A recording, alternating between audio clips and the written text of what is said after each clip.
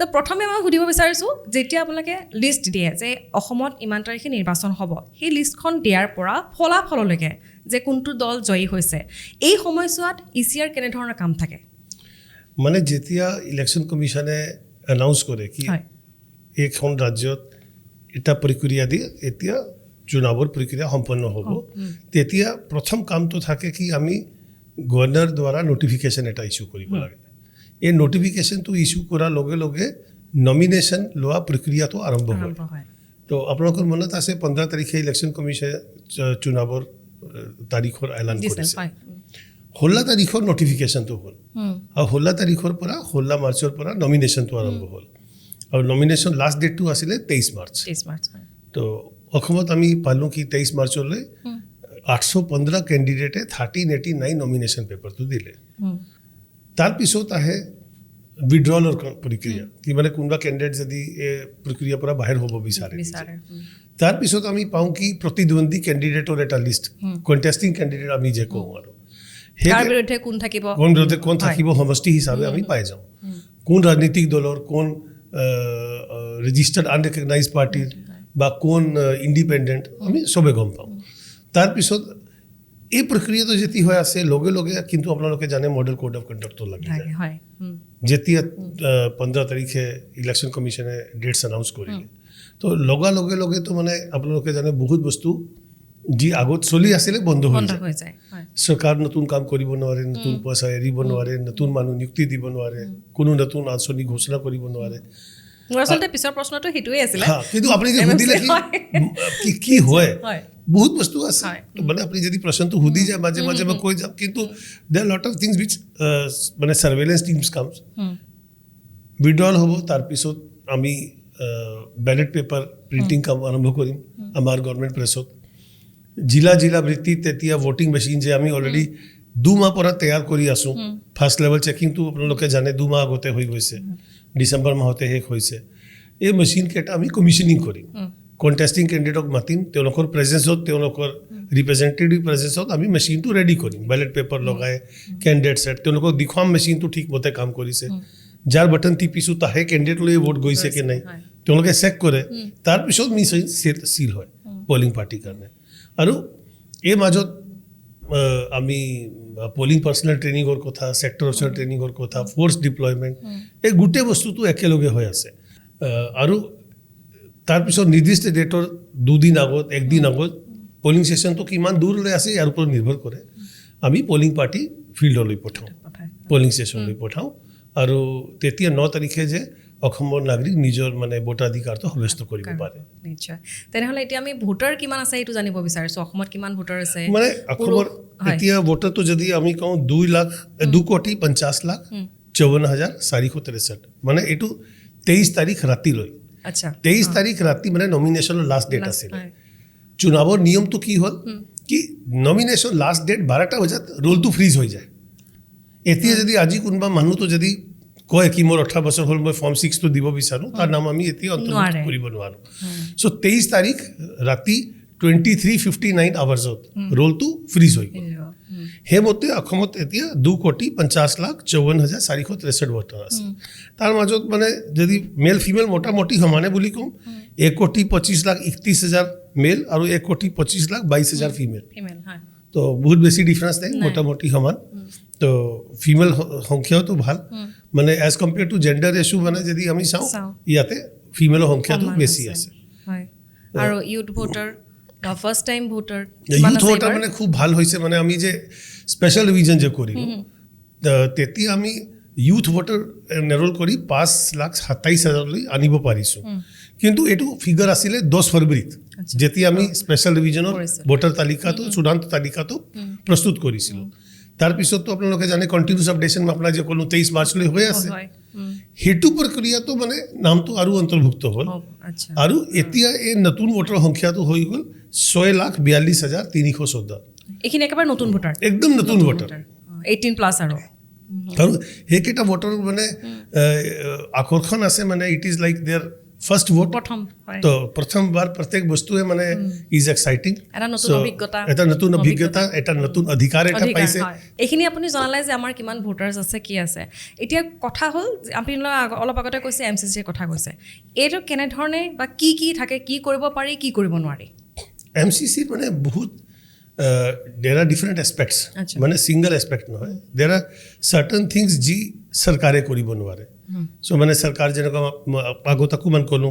নতুন আঁচনি ঘোষণা কৰিব নোৱাৰে নতুন পইচা বিলাব নোৱাৰে নতুন মানুহ নিযুক্তি দিব নোৱাৰে নতুন কাম আৰম্ভ কৰিব নোৱাৰে সো কাৰণ কমিশ্যন কি বিচাৰে লেভেল প্লেইং ফিল্ড কি ৰুলিং পাৰ্টি আৰু অপজিশ্যন পাৰ্টি সবে একে সমান ফিল্ডত থাকক মানে সকলো সমান কাৰণ অপজিশ্যন পাৰ্টিটো নতুন স্কিম দিব নোৱাৰিব কাৰণ চৰকাৰত নাই ৰুলিং পাৰ্টি দিব পাৰিব হয় না তো সেইটো কাৰণে তেওঁলোকে কৈছে কি কোনো নতুন স্কিম নাই কোনো নতুন হেৰি নাই হা অনগোয়িং কামটো যদি কিবা চলি আছে সেইটো চলি থাকিব কাৰণ ৰাইজেতো সুবিধা পাব লাগিব ধৰি লওক কিবা এটা কাম আছে যি কমপ্লিট হৈ গ'ল সেইটো উদ্বোধন হ'ব পাৰে কিন্তু পলিটিকেল মানুহটো উদ্বোধন নকৰিব মানে ধৰি লওক এটা পানীৰ প্ৰকল্প এতিয়া কমপ্লিট হৈ গ'ল কিয় ৰাইজে 1.5 মাহ কাৰণে বাট চাই থাকিব লাগে মই পানী খাবলৈ পাম ঠিক আছে ফিতা কাটিবলৈ কোনো মন্ত্ৰী নাহিব হয় না কোনো ডাঙৰ ফাংচনো নহ'ব এটা বিভাগীয় বিষয়া যাব স্কিমটো সৰুকে এটা ফাংচনত আৰম্ভ কৰি দিব কোনো ফেয়াৰ নাই কিন্তু ৰাইজে উপভোগটো পাব সেইটো ওপৰত কোনো বাধা নাই ৰাইজে বঞ্চিত হৈ থাকিব নালাগে বহুত মানুহ ভাবে কি ৰাইজে বঞ্চিত হৈ যায় নেকি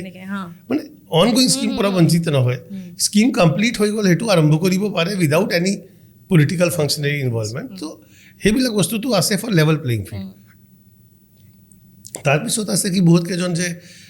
আপুনি জানে কি গভৰ্ণমেণ্টে যদি থাকে তো মানে মন্ত্ৰী কেইজন নিশ্চয় চৰকাৰী সুবিধা পায় বহুত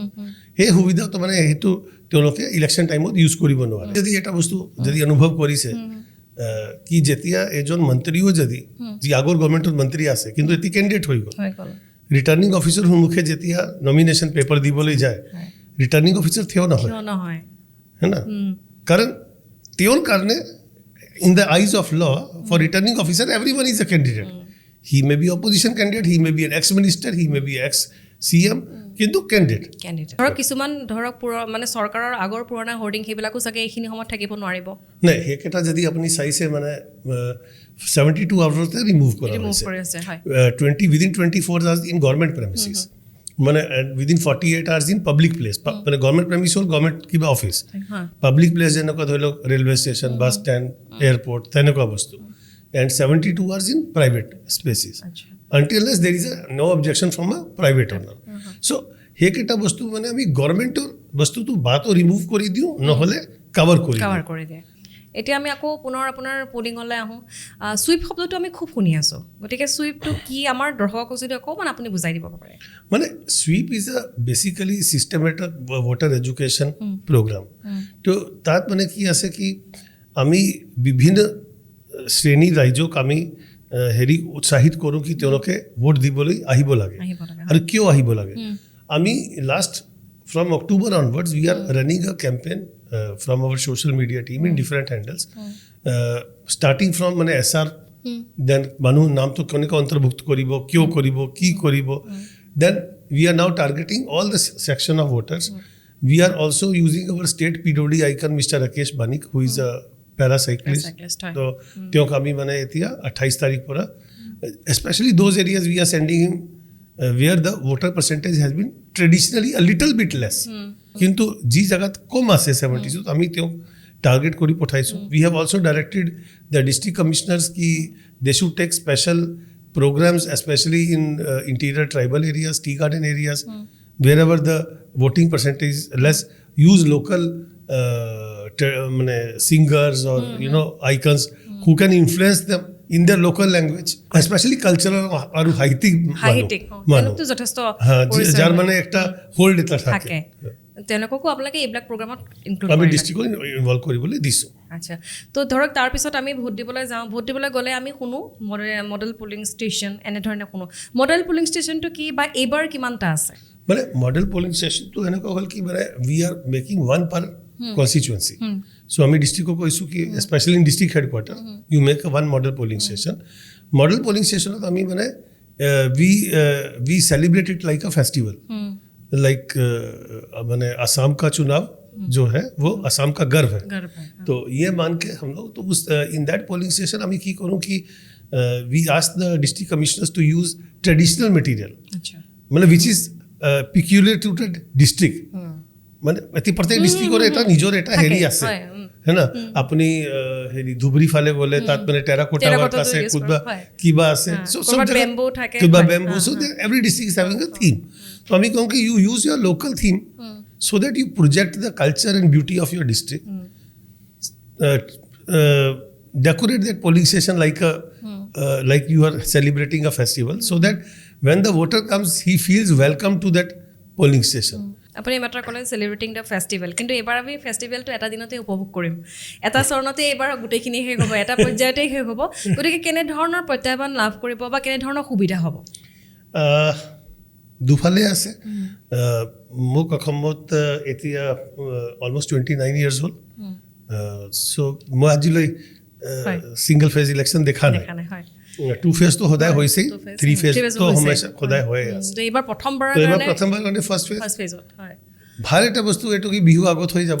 তো বহুত মানুহ আনন্দ অনুভৱ কৰিছে কি আমি বিহু ভালকে পাতিব পাৰিম, আনন্দ কৰিব পাৰিম। কিন্তু আপোনালোকৰ ৰেছপন্সিবিলিটি আৰু যথেষ্ট বেছি আছে। Major challenge मैं कहूँ कि one is the number of vehicles which will be required in one go. कारण मैंने अमी आगो 3टा फेज होते इलेक्शन करूँ अमी मैंने 8टा फेजों पर गाड़ी बेलेग फेज, तो माने अमी नॉर्थ ईस्ट पर आपको मन बेलेग राज्यों पर अलग मन गाड़ी आने लगे हमारा काम तो चल ही जाए। But this time we have tied up with Bengal because Bengal election is on 23rd of April, so time आसे हमारे पूरा, and also Bihar. Another small challenge was regarding number of police personnel that will be required. Because that will be required now in one go. Earlier again in 3 phases you could shift persons from one phase to another. Eto সুবিধা এটা আছে, এবাৰ এটো সুবিধা নাই যেতিয়া, তো we have to think out of box. We have to find solutions which we never thought of earlier. We means I and Mr. Singh, Akhilesh Singh, SP, so we jointly sat together many times and tried to come to solutions so that we are able to meet both the commission guidelines as well as deployment of forces. Commission has also helped us a lot. We have got deployment of 800 companies. So 200 companies have already arrived and 600 companies are on the way. In next 2 days they are arriving. So 800 companies of forces. We asked for 828. We got 850. It's almost what we got, what we asked for. So we are very comfortable with the force we have got. And whatever are the critical polling stations, we will be able to cover them with the central paramilitary forces.